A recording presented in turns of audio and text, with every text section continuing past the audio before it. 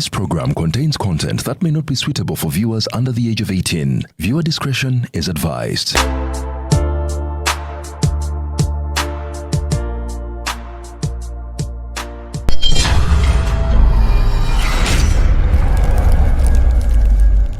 Why? Leronga muli busy. Ono siya mugagga wange. Emmotoka eno Jose bulungi bagikwatamu eri yonna wansi. Bagitereze. Kamalalo omugagga wange ono wano. Ng'oli mweraliikirivu. Kasuku. Nabye benzi yo wali ne ngamba. Ngombuzeeko. Kiri kitya? Awai si byangu. Oluto nga lukuggwako. Si byangu. Kasuku. Kiki? Obulamu nga bwe wabubala si bwe butambula. Buleka bugenda bukyankalana. Bukyankalana kiki obuzibu ki? Ndi mu katubagiro ka byasimbi. Oyagala ssente? Njagala ssente za bwangu. Buli wengezaako kugamba wano baleeta ekyapa, leeta byobugagga byo. Naye kati lwaki tonkubirangako ebyo bintu tubimala buli lunaku? Tofaayo jangu kutwa. Tugende kati gwe yagimanya nti ekyo kiwedde. Kiba kiwedde. Aji tutuuse weewano. Aji ogirayo Delta Cash weewano. Delta Cash. Basanze wano naalya ku kizimbe ekiriko Children's Clinic. Omanyi njagala ofune ssente. Olina engeri gy'onyumira mu benzi yo. Nalwawo. Okitegeddwa ate waliwo engeri gy'onyumira mu benzi yo.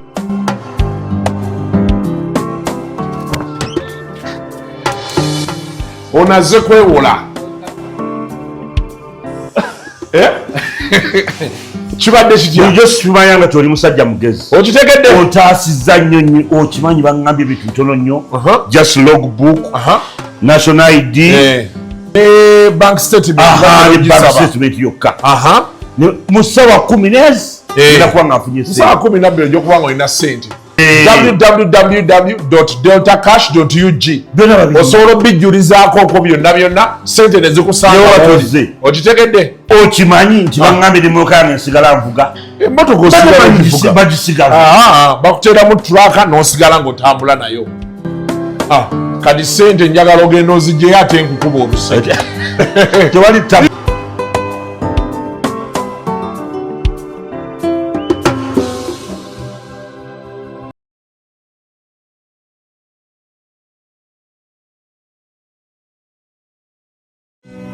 Is ordering your stock from China, Turkey and Dubai stressing you so much? Is it taking you months and months for you to get your stock? Just 1, 2, 3 and trade like a boss you are. 1. Talk to Iran Global Logistics on 0740 152 331. 2. Let us know whether it's sourcing or sending money to a supplier that you'd want. 3. Enjoy our unmatched customer service. Trade like a boss with Ryan Global Logistics. Find us at Nabugabo Street, BBC Building, Room N412. Call us on +256 740 152 331 or +86 180 723 935 15 or +86 132 502 15685 or visit our website on www.rangloballogistics.biz. Rand Global Air Express Cargo. We move anything, anywhere.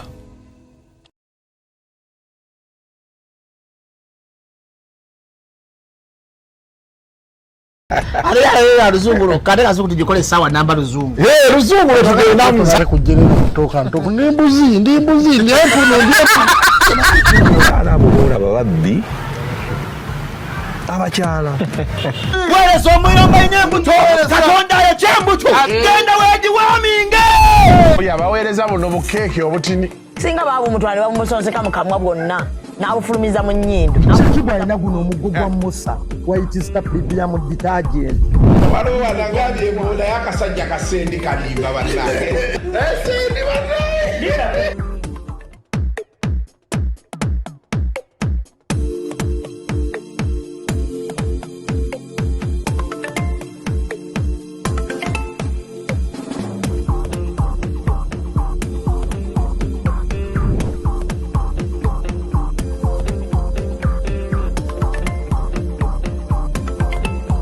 Muleke emirembe. Buli wafuna chance ejja mu kamera noyogera ku muwana. Buli wafuna chance ejja mu gundi noyogera ku muwana ba ku mwana. Nze abantu mbabuulira mazima bye yakoze. Ba ku mwana. Anze era nze muwana simuyinaako buzibu. Ate batya. Mumufudde emboozi. Buli gye muyita. Ate si byabaakoze. Mumuleke. Nze muwana simuyinaako buzibu era obuzibu babweyinako ye ne maama we. Era beautiful tugenda funa meeting. Beetwala kaguddeyo. Tugenda funa olukiiko. Muve ku mwana. Ogambye meeting oyagala bbiri.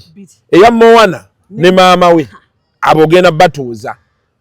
Boogere. Twogere. Oli omwana wange. Naye kati muwana mutuuza. Naye kati yateredde. Talina na buzibu, mulina obuzibu. Mulina obuzibu. Mumuleke. Muleke omufuula emboozi by the way. Buli wajja wano muwana. Tumuleke yeebake. Bw'aba ayagala kwebaka. Let me tell you something. Isaac, abazadde baffe we twasomera. Osanga omwana wa P1 ali mu boda. Boda I mean boarding. Boarding, yes. Ozuka sawa 10 ez'okumakya 11 nga vani eri bweru ku kikomera pibi eyitwa omwana. Saa 11. Naffe tulina neighbor afa omwana bamukima 11. Kyokka ate ne bamukomyawo 12. Otegeera. Kati nabuuza taata we ne mugamba muzeeyi. Kino muba mutegeeza ki? Kyokka nga wasomera wali basobola bennyini omuvuga ne bamutwalawo. Well and good. Now tasadde muvuga because I mean babeera wano. Omwana asomera nga boolaba wa? Isaac. Nga boolaba ku cathedral wali waggulu. Abazadde abaana ddala bana abato tubawe time. Okwebaka is very very important. Moso eri omuntu omukulu n'omwana nga bw'onyumirwa otwenirwa akola ki? If a day comes up naga mami mpa eddakiika 2 nze bake otamaleyo ekirooto kye alote popatro fuma popatro amumaleyo muleka amulota amumaleyo oba yadde azanya bagamba mami I don't feel well, let me stay home. It is okay. It is okay. Only that, I ain't going to over and over again. That's when you come in. But if it's a one-off, it is okay. Let us not torture these kids. Tubareke. Mama we yagala obere engineer. Nagala obere omusawo. Mama nge yali agala mbeere lawyer. Ndi eno njasama. Naye kyewunyisa ate gye ngagawalidde mu kwasama. Okitegeera. Destination z'abaana baffe, destiny zaabwe, oba future z'abaana baffe, we can't dictate. Yeah. Tubaleke. Yes. Kati nebyo kati ojja byogera ne maama we kase kirungi mwemanyi. Nze ranza abaana ndaba balabe. Lawyer wuuna ali wano. Yakulira oluseke mu Uganda. Yali gwe baali baagala abe lawyer. Ali wano akwata oluseke. N'alukyusa n'aluzzeemu. Okitegedde. Kakati ne muwana mumuveeko mumuleke. Tumuleke. Bw'anaakula ajja kumanya need to go to school, I need to go to class, nja kusoma. But as of now, let her rest. Ate naawe mudekera kumwogerako. Nze mannyomezaako Zubeeda. Abantu bagenda tandika omusanga omwana wange nga bagamba oye muwana tayagala agenda kusoma. Oye muwana abeera wati ne ate ekyo kati njagala bakimugambe. Kasita n'amanya nti kati leero nkedde mugamba ne mugamba nti kuba buli omu alina kye yansuubiza. Daddy, when I grow up I'm going to do this for you. Mbabuuza wansuubiza ki gwe wansuubiza ki kati onoobimpootya nga tosoma. Nenkubuuza kati baategedde balina okusoma. Bameka baasoma mu kibuga Kampala balina ebizimba wansi. Naye kino ku baana tubaleke. Listen, Isaac. Okusoma I'm not sijjawo kizigamba nti okusoma kukyama. Kulungi. But abazadde tutadde amaanyi mangi ku baana naddala abato myaka 5, 7, 10. Because 11 mwana bamucho agenda kusoma biki. Osanga vani ngevuga omwana tuli baga ne mutwale kabo wakabusu busana ne mwetoloza ne mutuse waka. Agenda tukakanga n'obwongo bukoye. Ate ne bamubuuza waka. Okitegedde mutu aho mwaka buli lunaku. Ova wakakola akantu okoza abantu batano interviews 5 n'obwongo butalazi. Odayo mwana, mami sign for me. Mami I didn't do this. Come on. Aze waka simuyingiramu. Era nze waka mmanyi n'omukweka. Bino bya Smart Friday public holiday bagenda kuba kalamba. Yes. Waka mukweka. Did you do your work nti waka tetumanyi gye yalaze. Oyo tebaddamu mulaba. Kati eyayito w'amaanyi ku ssomero ajja akuba omwana nga bamubuuza waka gye yalaze nzije. Aisha nze ate nkyakaayana. Ate kati wuuyo ndi presidential panelist. Nja kujja ne ready top ku ssomero ly'omuntu. I forgot to ask you last time. Kati ekyeyongeraho ku CV yo. butereevu sebo. Yes sebo. Presidential panelist era sebo kati nze nsobola okgenda ne bema nsaba visa nkiteekako. Presidential panelist si byakusaaga. Kati lwakuba the thing is this sometimes I understand where some people come from ebintu ebimu biwewula because society yaffe kati awo weetuuse nti ebintu ebimu of course kuviira ddala ku mukulu omukulu agezezzaako nnyo ekintu ekifuula ekya bulijjo okutuusa wootuuka wali ng'omusemberera oba okitegeera yensonga lwaki nina bannabyabufuzi be nalaba aboogera oluzungu nga bonna bateesa ku ekyo lwakuba nina omwami gwe eyannyonnyola ekintu ekyo obulungi Peter Kibazo abantu bangi bakyali mu ddinaayo bakyalowooza nti bino tuli mu kusaaga naye tekisobola kubeera kusaaga nga vidiyo emu erabiddwa abantu mutwalo gumu vidiyo okulabwa abantu omutwalo 2 5 10 kuba tekukyali kwasama era nalabye muganda wange Kazoora nga ayogera byayogera Kazoora for me the advice I want to give you kino kankikuweere wano Kazoora nalaba lulinga aleetera Ntambi yakoze vidiyo endala ng'agamba simayanze teyakola interview ku Ndere wankubira you called me and you asked me to do an interview with Ranjez. I was busy. The other people who came to do those interviews tewaba was sent. You didn't give them money. Ekyo sijja kijjawo. Kati bye byetukola biri relevant waki nze yali ankubira okuŋŋamba nzije nkola interview ne Ranjez. Okitegeera ekyo kikuzaayo wali ebyo tebigenda kugasa baganda baffe aboogera oluzungu mulwogedde abantu abali mu buyinza ne bakoowa oluzungu kati baagala bitambula yagamba simaze era abaana bange tebamanyi Kasuku nze abaana bo sina kyembeetaaza kummanya nze abaana bange bamumanyi n'abange tebamumanyi naye nze namugambye kimu my brother JK and I'm not replying to you anymore gwe njagala vice chancellor ajje olunaku lwogamba nti lwosinga okubeera n'abaana abangi ku ssomero lyo okumala eggobe mu kibya gw'oyimirira otunuulira olubaawo rwandomde otunuulira olubaawo nange nzije ndutunuulire babale layini ezinaabeera emabega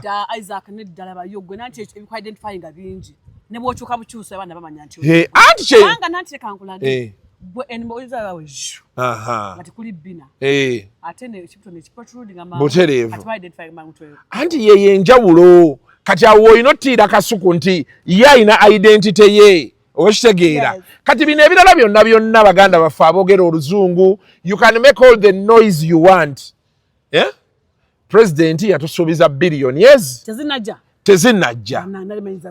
tezinaba kujja we are not in a hurry lwezinajja lwonna president lwanaatugamba nti zizo zizze we are going to we shall come back mu luzungu lwennyini lwe mukozesa tubannyonnyole nti billion 5 twazikoze eki twazifunye era billion 5 tuzigabane zituyamba okwongera mu mulimu guno gwe tulimu because that's why they gave us that money so the onus is on you to either join us or sulk kibaliko bakiyita sulking bwana Kazoora bino byoyogera simaya Natasha is my relative ebyo bijjeewo relative we yandibadde yakulaba relative we yalaba Kasuku kati akaleke yakole mainstream okitegedde because nze problem gye nnina eri emu buli muntu ateesa Flavia betandika okwogera nze njagala omuntu agambe nti president kye yakoze kikyamu okuwa ba content creators sente because this and this and this okitegeera naye the moment you make it personal you lose the direction yagamba biki ebyo alina bye yayogera mu luzungu simanya biki okitegeera we are mongering. What achievement does he have? Yakuba Abani TV ekigu. Lwamiti najja n'agimaliriza. Okitegera kye ngamba? No, tetagisa. Nagenda ku Magic wano sima Magic HD. Yagikola ki? Yajambusa awa naawe biveeko. Yagwa. Twalinga tugiranga ne film tuziraba. Yagikolera ki? So my brother Kazoora, be humble allow us time to shine. No, here's the thing, Kazoora. Kazoora, yes, allow us to shine, but again, Kazoora, come join us. It's never late. Thank you. The requirements are there. I'm going to inbox you the requirements. Join the circle. Yes. Come be a part of us. Ate chokulala Kazoora sawa eno wandibadde otunda experience. Abasajja aba Kanare Mugume is one of the leading broadcasters in this country. Neshira to Musime. They have a podcast. Yes, yes. Mind your head. They are talking about serious things. But they are still on these same platforms government zayagala oyamba. Simon Kasiate, Raymond Kataha, baina podcast yabo. Yes.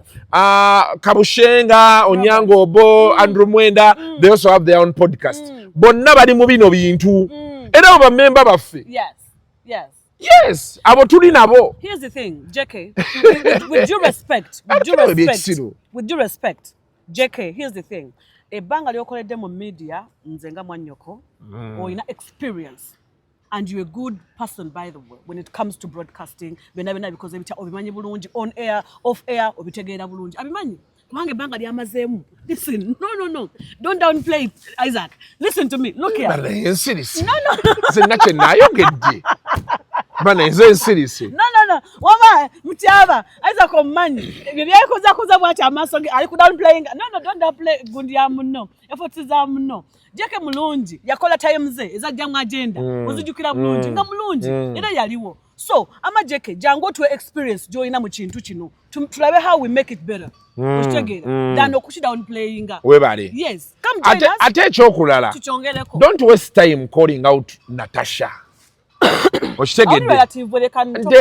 Relative wajje webyo byaleeta musima jjajjawe yalwana mu lutalo wono teyagenda owoli yagenda okitegeera olwo luseke lwennyini butuliking ate byatugaana byakola okitegeera abantu bonna when you have an idea if you feel tetusaanira you write a letter to the president wandikira Natasha wagambye kazini wo you just call him tewataga kujja wano to catch their attention. Hey, wandiika buwandiisi nti kati kino kiri nze ndowooza nsobola okukola kino. That's as simple as life gets. Tewaliwo nnyo shortcuts mu bino bintu. Hey, kati bino ebisigadde abantu ne bemunaaleekaana you're going to make noise mumale mutute. Ekyo kyomanyi kati luli mbadde sibagamba nga bajjaga nti I'm being arrogant. Mugenda kwogera oluzungu lwonna muluwandiike ku X mulumaleyo. Musiite mutaka mukoleki. President baba agenda tuwa sente ezo agenda zituwa. Kankubuza. That's why I read you calling yourself a generational genius. Obadotegezashi. Nkuta omumuli mulamba. Yes sir. Nkuta omumuli. Yes. Kati ebintu ebimu tetugenda kwekweka abaagala onnyiga banyiige. Kubanga era 10 years from today betunate tuli relevant era bajjagamba basajja abo baaliwokko kati katubyogere. Let me tell you people, because you don't know does not mean it does not happen. And because you don't there does not mean kati gwe njagala nkubuza ekibuuzo nti olowooza Flavia musiru okubeera beera ng'okwata abo ng'olowooza nti Flavia musiru okuva America akomewo wano. Okay, because she was not deported. No, I wasn't. Now, under whatever circumstances she chose to come back home. Akola akantu. Nti tategeera. Nti abaana abamu bali Canada abala bali America era bakola kantu. At least bagamba buli week katuteeyo ka video aka. Nti olowooza nti basiru. Kati you need to sit down and begin thinking. Abantu abasinga bonna abadde mu mainstream media bazze eno. If they are not TikToking, they are YouTubing, they are Facebooking. You have to ask yourself, why could someone spare a full hour? Because never beera bano bolaba lumbuye baani. Yes. Tasobola kujja kwogera ssaawa nnamba nga talina waafuniramu. Of course. Okitegeera. Era naye amanyi wa waafuniramu either mu contributions abantu bamuwaayo. Okitegeera kyeggamba oba nga yapata na mulimu. Ye kyaliko. Kuba kyoga nti obudde talina byakkola. Why could he go on a live for 3 hours? Okubeera abasajja baakuba takimanyi nti bakambwe. Kati wakyayo n'obuddewo bwonna. Kitegeeza kale ne baba tafuna ssente. It is a means to pass over a message of change gyagala okukola ki kati bw'otandika kiwotalinga down oba tolina magezi nkubuulidde mazima nvumye this is new media sikizaayo the thing now should be the discussions we should be having right now and how do we structure the new media oshegeera how do we regulate the new media because bafumirako abantu katugambe how do we regulate how do we structure how do we partner with these people nali ku Serena Juice kugundi mu spa yaabwe eri mu wellness gundi yaabwe nensanga omusajja yali ava mu golf Kasuku biki teyadda mu kuŋŋamba nti sente wazifunye biki yatandika kuŋŋamba yeah, I saw the president giving you money. That's a very great opportunity. Now, how does this work? How does this move? He wants to understand. Namaliriza mpadde business. Oshtegera. Ya milioni 5 buli mwezi ku Kasuku Live. You get what I'm saying? I do get it. Now, kati gwe njagala ombuulire gwe bojja n'otandika okundeekaanira maze ofuna business yono ngenda kuwuliriza ddi. Kati eje emitima gyammwe ebimye Abannayuganda egy'obutayagaliza tugenda ku making sure nti mwasama mutuleekaanira mutayipinga ebintu bituyiteko tufunemu. I don't kubanga nze nkugambye nti buli kyenfunye bukyanga nzija mu YouTube kikubisa mu bye nafuna emyaka gye nabeera 13 mu mainstream emirundi 10 nkubuulira mujja kiwulira nkubuulira mazima. So those people who are out there gundi ono ani Kazoora ebyo biri bye wakolanga late night with Jeke teeka ku YouTube channel otandika bi aninga mu kuba kale byosi byaluma mongalingi biri serious. Yali akolanga hosting abantu bedda how their journeys through times and ebyo bikwato biteeke ku YouTube omwezi sente bwe binakwatayo sente zonotandika okufuna ojja kumanya teri kikukeeza ku Pepsi teri kikukeeza kwambala t-shirt za Pepsi mubuulira mazima ati tuzeetaaga ati nze mugambye mazima nti bw'anaategeera ebyo ajja manya talina kye yeetaaza genda kima miliyoni za Pepsi 7 omwezi ati simanyi 7 oba 10 oba 2 ajja kuba takyalina kyazeetaaza ebyokwambala t-shirt ya Pepsi n'ozinira ku stage y'amakoma ajja kuba takyabyetaaga. Nze kati okyanda nze ondaba nzinira ku stage y'amakoma nze mba naguze table nga ntudde nabo Kazoora bazina beti nkula fundukululu bengamba our man yes Isaac je twali ati ne tuvaayo ate kati yalemeddeyo yes nga fe tukwata emizindaalo tuzokolera miliyoni emmeka yekyenkunyonnyola oba oshegeera kati ye yazeemu yagambye musima nali ku reception ya Ndere njikwe nali mu vaaka yange ya senior 6 nakolerako ku Ndere ate nze yo saagala tandika kwanze nange bennamutandikako nentandika omubuuza simaya kino simaya kiri tajja kubyagala kale musonyiwe. So let us stick on it is billion 5 abantu 10 ku billion 5 buli omu abafunye mmeka simanyi kubisa mwa ujaba nyonyola kati ogera no million ziwero ba 5 kati million 5 azina wachayomba enzo atazinazo abireke taleta bintu bye kyayisaawo kasita yatandise okutugamba nti weyaruma mongali sima yabiyise biki ebirala myopic sima yabiki kati awo abeera aluuzinze gist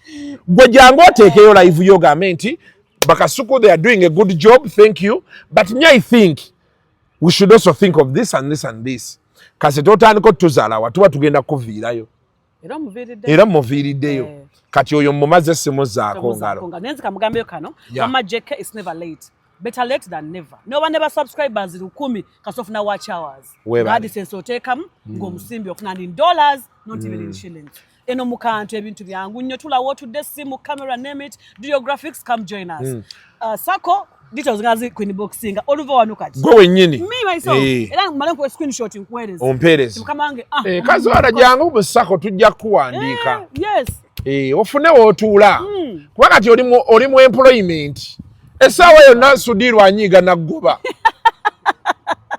tajja mugoba kuba mutyaba akubulira otwagenda mu office ya VC akalango akali ku channel ya Saimo VC kye yayogera nentegera the man is doing no work nkiddamu nga VC atudde wano nga ndi wano baba akyagala nsonyiwe tokireeta kireke tugende ku kiddako oyo mu mazzi tomuzaako nanga kati ogambye ogenda kwogeramu ne Shalom Shalom bwekaseera abeera bwati ne bwati ate nga kamama kali bulungi kati katwaga kumanya kyekigenda mu maaso basaamu yagamba yaveeka lwako okusalako nviiri kati waliwo ekitagenda mu maaso waliwo ateera ekitagenda mu maaso I don't like that bazzeemu kaayana I don't like that kati gwe nga bakuyita Godfather gwe no bitwala ate gwe n'okunsoka mbadde sibimanyi muntu byawe tebijja mu mawulire kati nange sagability of course that's why gambye tujja kunyumyamu ffe kanze naye waawe wena bye wategedde ebyabaddewo ki ekyabaddewo anti simanyi oyagala nkyogere wano nedda tewali munange nja kwogera ebyamawani ekyabaddewo nga toliiwe twabadde kabojja sazze banange twabaddeeyo netunyumirwa mwana nga alabika bulungi ani niko yes nalaye vidiyo era ensonga twazikozeeko naye baaba mukuze Flavia na oji wange gwe nalabye owaye King Mother kati namulaye ne ngamba bazadde bannange ekigambo ky'emyaka kidduse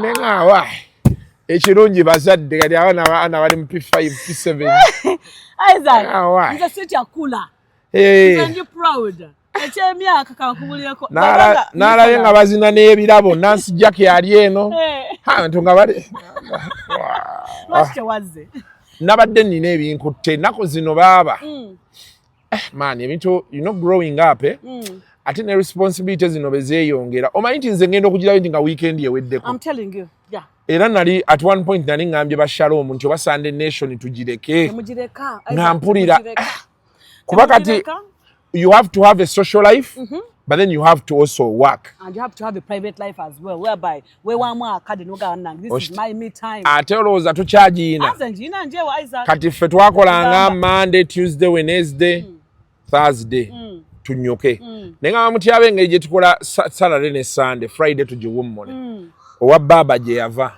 nakuyingiramu emyezi gye giba giggwayo omubikire omugayi nti amuzeeyi ndowooza kankome wano nakuwe 3 awo n'otunulira ssente botinagana naye nina omutima ogugaana enkalu nga teguliiwo kati tweyongeddeko ani gwe tugenda okukwata nga Friday doktori kati wa dokita twakozeyo show bagita talk to the doctor yakwadde agaba 6 pack talk to the doctor twapartnerinze ne TMR tufuneyo omusawo ng'ayogera ku bizibu by'abasajja nange nina ow'abakazi kati ono wagala ku y'abasajja nange nina musawo Aida Nasolo yakoze eddwaliro eppya ddene bulungi nnyo wali eri egayaza Lutete lijjanjaba Lutete mmanyiiwaawo yes Wandegeya imaging and health lyazeeyo no one wasigadde Wandegeya wasigadde Wandegeya nagendawoko ne Donizera ng'agenda omukebera abaana ne tuvaayo bulungi results ntuzifuna ati yagenze yakoze ddene erikola byonna likola dental kuzaaza antenatal name it liri awo Lutete walabika bulungi ku kkubo baba so while you host talk to the doctor w'abasajja ku Diaspora Connect UG tueta talk to the nurse to the musawo w'abakyala yogera buuza omusawo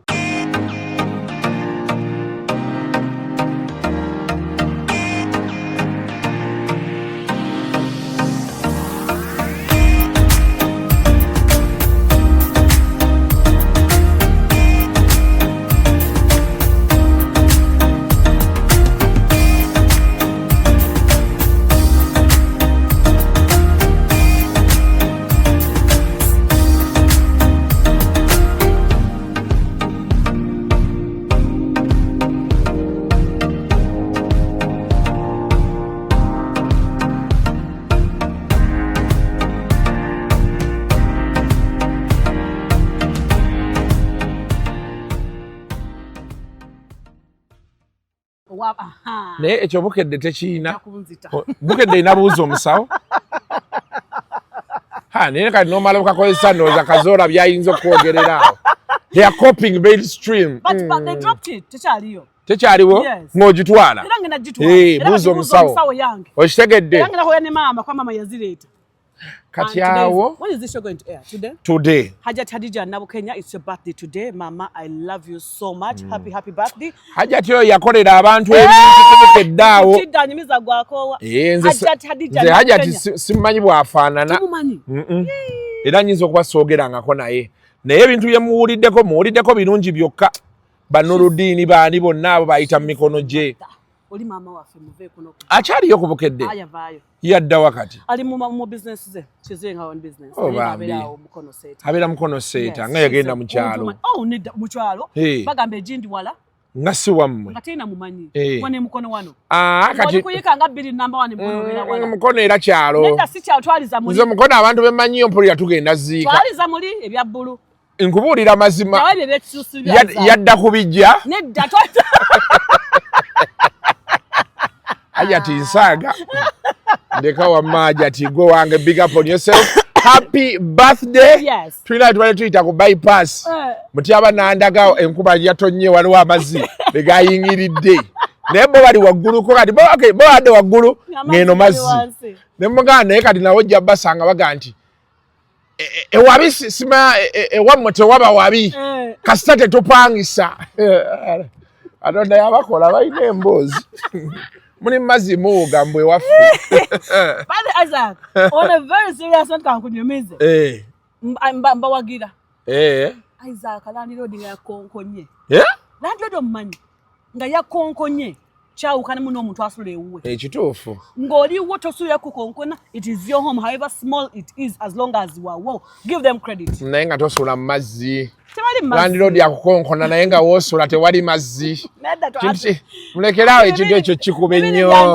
bibiri byanjawulo lekerawo kikuba ennyo okay here's the thing waliwo kukonkona ngesente oziina n'obusobozi but just imagine a situation ng'ey'abana abali mu owino bebasenze ng'ey'abali wano ye kintu ky'owino okubasenda kyabadde kitya sikitegera bulungi mutyaba wakitegedde kati baakedde ekizimbe bakimenyeewo and that is it laba yabookubiri bano abali mu mataba agali mu wansi lasema enkuba yatonnya ne bayoola nekigendera awo kati yabazeemu akabisibisi okitegeera bonna their businesses have gone down ebintu bifudde mazzi gabiyingidde KCCA kyena kyegamba government kyena kyegamba nayo nemusuubuzi kyokka at the end of the month believe me you landlord agala sente ze kituufu tomunyonya ati enkuba yatonye naye kati mbanya ezo weeks kwezi tedikola ate maali efudde I watched a gentleman saying yakafirwa over 200 million 200 ne nze wansi awo lwakuba benjogera abantu bagamba mpolereza hamu nendooza tulina otandika okuteeka KCCA ku nninga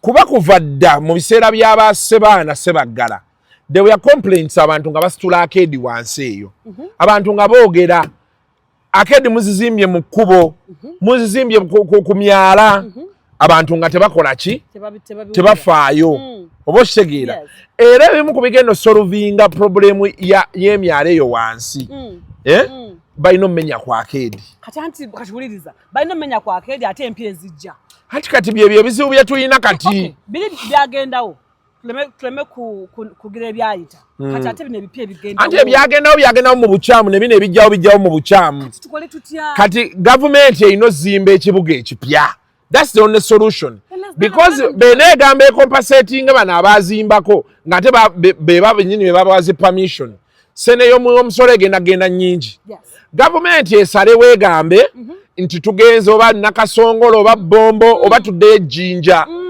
bazimbe ekibuga ekipya let me tell you something fena lwakwesibwa mu Kampala wano but there is a lot of land wabweru wa Kampala so government ejje kati because abantu Isaac abantu bangi babonaabona wansi eyo kyo kituufu abantu bali mu maziga bakaaba no wonder n'obubbi bweyongedde bungi mu ggwanga cause ever since bajja abatembeeyi ku makubo obubbi bweyongedde obutemu bweyongedde kati n'otubeera mu nsi tugamba tuna security but security at less ku side entono okitegera nti today Isaac okutambula n'ova wano ovuga emmotoka mpya oli mu traffic tomanya ani akuli side before you know bakubyeka kataala bakubyeka side mirror enchango oli mu expense ndala bera tubiraba abaana basomye Makerere graduating 76 graduation over 9,000 bafunye ba ebiwandiiko ba graduating ne balagawa abamu era bagenda mu bufumbo era abawala bw'ofuna chance y'obufumbo tobuta.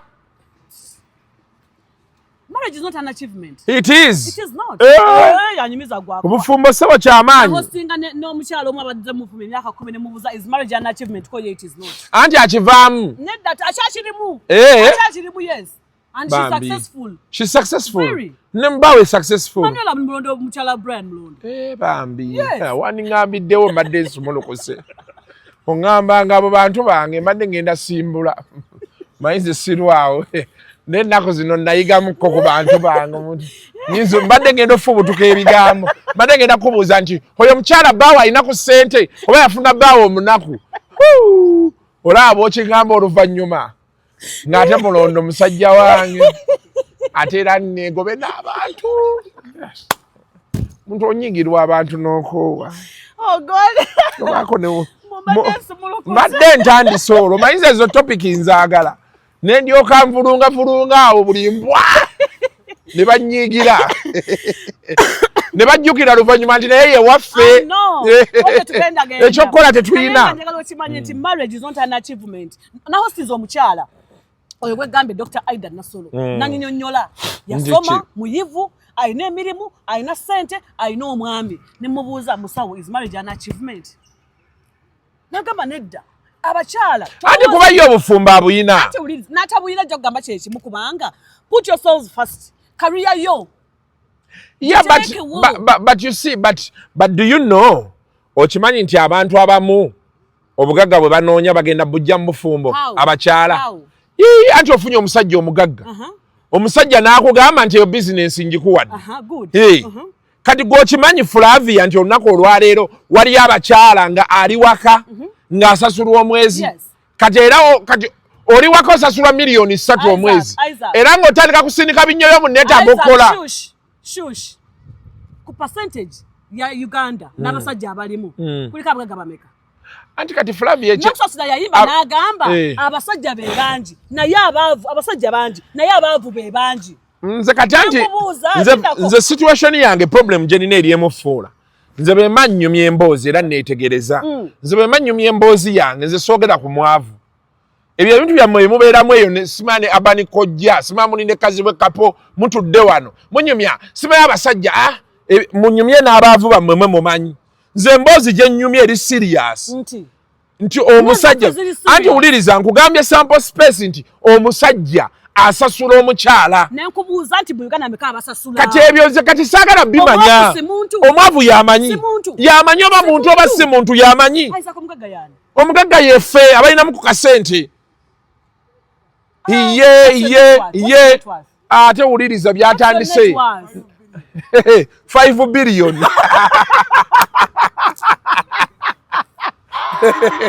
sawa eno 5 billion kuba omusajja agamba nzikuwadde Kasuku ntuteke mu ssako yammwe 5 billion kitegeeza buli ali mu ssako ali worth 5 billion baga nga tezina kasita zigwako awo you be worth naye kati sawa eno zimanya ga Kasuku ziri mu transit zijja abasajja baavu abasajja banaku kyakubiri n'abasajja abagagga abagaba ssente quote me right yes abasajja abagagga abagabira abakyala baabwe ssente ku rate eyaleero osangako 1%. Yes n'abagagga bakopi osanga omukazi w'omugagga ng'avuga spatio ng'omugagga avuga ki Benz waki oyagala ovuga Benz naawe kati kyekitwawula bamanya nti Angela mukyala wa Kasuku omugagga anti avuga spatio omanyi abatalina spasio ng'alinda taxi juzi naade ntambula nake natandise bemanva Makerere ntambula benti kuva ku university mu bigere nzijira mu bigoye byange ebya gym nentambula nenzija benti paka Kamocha waliwo taxi ya parkinze maaso gange bannaye ne mbabuuza olya Kasuku Kasuku ng'olugye enkwata gye balukuttemu ne mbabuuza mwene eno taxi mugituddemu mutya ne bagamba akajanja weeyogeza oyasama ne bagamba naye mmwe bannaye byo byonna nga bizzaawo kiki kye tuliko ekituufu wano kate kyenkugamba ng'olugye enkwata gye balukuttemu lulinga olugendo gw'obugu era lugenda vaamu lugenda kuvaamu nze nkubuulya si byangu naye nanti nze sample study yange gye njagala okuwa Flavia yeeyo nti abasobola okugenda mu bufumbo bagende kubeera obulamu bwakulya na kunywa. Taata wange tiyaweerera mwana we kufuna graduation ku graduating afuna empapula agende mu bufumbo.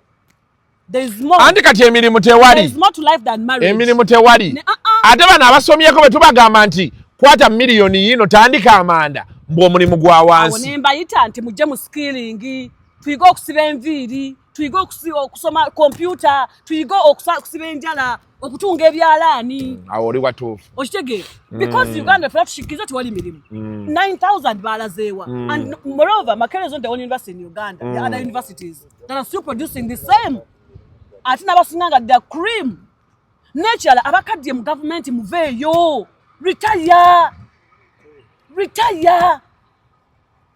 muleke abaana bayingire tuli wano twesunze before essaawa yonna nze minisita ddako mu gavumenti ki eyaffe eya Kyagulanyi 2031 2036 nedda eno ate wana nti eno yawangudde dda bamulangirira abulako kulayira mwezi gumu n'ennaku ezigwamu ajja kuba ayi Yoweri kati awa minisita naye ate newali kati oli ku 30 anawe oliko ebya bbulu 30 anawe afuula nze wendi awo wendi muno omwaka wookwata naawe yes muno omwaka nawe wookwata kati kanayo wano gatako 5 zino ze 12 yingira wano kino ekisanja kiggwako okutte wano 42 kati najja kubeera muto owa minisita obufuna obuzibu kuba nti ate wali era nawo ne mutawangulawo kitegeeza obwa minisita bukusanga okutte wano kisanja kimu nga ne bali twagala abaana abato nga naawe tobugumizzaawo anyway nina emboozi gye njagala onnyumya ne Flavia naye ndaba akantu wano kagenze kati kantu ki wano kagenze dekazimeka mutyaba njagala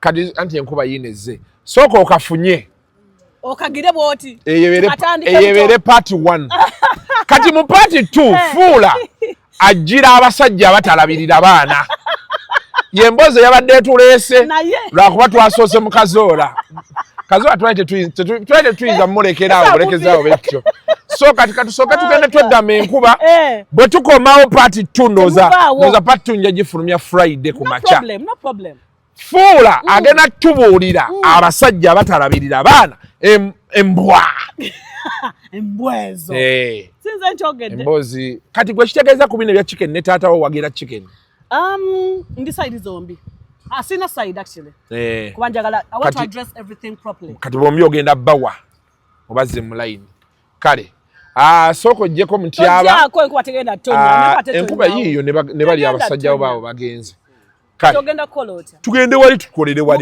wali munda mwana kyali awo nowana batumutula mu buti kati mutulemu studio wangambye tugenda mu studio tutudde tetuna byankuba sound noise studio gye wagikoze wala watya wali ku bypass no katali kyanjo bajo tetogera about wagikoze nansa wali ku business center eri kukubaawo kwennyini ng'okava ekikutukena bweru a few meters away ng'otuusa ekyenabweru kyekiriwa kino ng'akava pasta bugembe kino ekikeeri business center weeryawo kumpi awo ojja kujja mukwano nno kwati nozannasinwa tetukuba naye nansana ninayo omusajja wange wa Holas club nina musajja wange wa Honest Estate Developers alina hoteri awo nali ku Holas bagita Holas wansi awo njagendawo ko nange abawala b'ennansana omwana yajja okumbuzaako ng'ekikwawa kye kimukola tuve wano abaana eno mbadde balina nsa naye wakyaliyo ebbombo waki why yambuuzaako agenda okuzina batya abeeranga bending over nga mothers union yeetimbye nga gwe ku myaka 2 ki ekikwambaza mothers union mothers union z'abakadde baffe nga byasiba biyinza okukutuka tugende fuula. The views expressed on Kasuku Live do not reflect those of the hosts, producers, or management. They are solely of individuals providing them and do not represent or reflect the official policy or position of this YouTube channel.